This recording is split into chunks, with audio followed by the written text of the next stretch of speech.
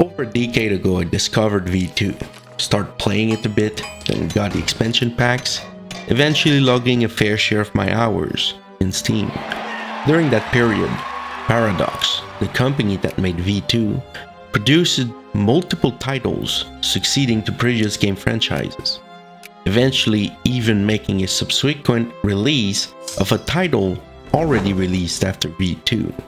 But during these last 12 years, there has been a recurring running joke at GSG spheres. Every time Paradox was set to release a new game, people would immediately theorize that it would be Victoria 3.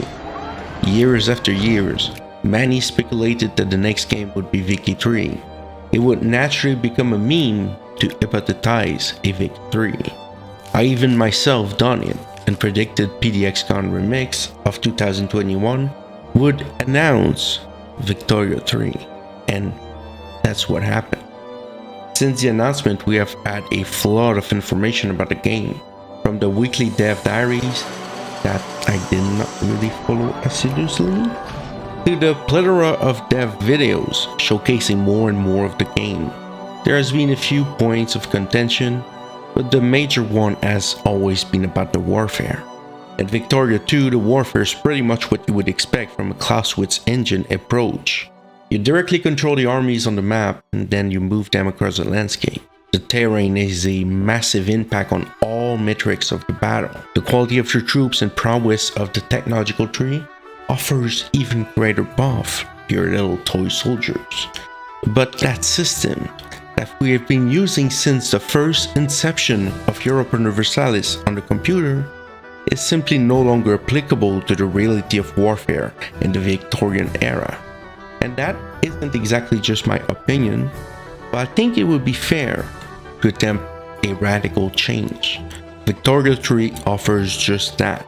The critics like myself would love to claim that the warfare is a simple $3 Fisher Price game, but you know, that can always be upgraded later.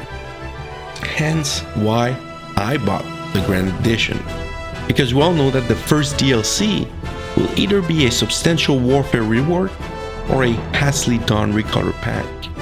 And that's fair enough for me to know if Victoria 3 will be worth it. Maybe by pre-ordering the game I'll just burn myself again, just like with Imperator Rome and Hearts of Iron 4. At least that last one they kind of gave you 2 free DLC if you pre-order Field Marshal, so it's kind of not that bad.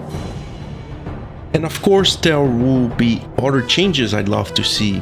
In Victoria 2, there's no political quadrant, there's not really any fleshed out economic system, and the construction system I surely hope would be reworked before the release even.